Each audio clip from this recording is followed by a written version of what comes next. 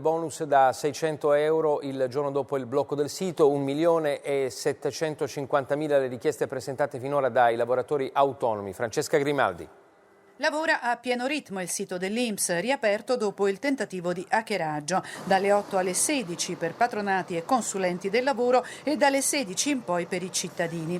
Alle richieste di indennità Covid-19 di lavoratori autonomi, famiglie che chiedono i voucher babysitting e congedi parentali a metà stipendio, si aggiungono anche le pratiche ordinarie. Questo fa raggiungere picchi tra 50 e 70.000 domande ogni ora, rallentando a volte l'operatività del sistema, dice l'INPS. Fino alle 18 le richieste completate solo per le indennità di lavoro Covid-19 hanno superato 1.750.000.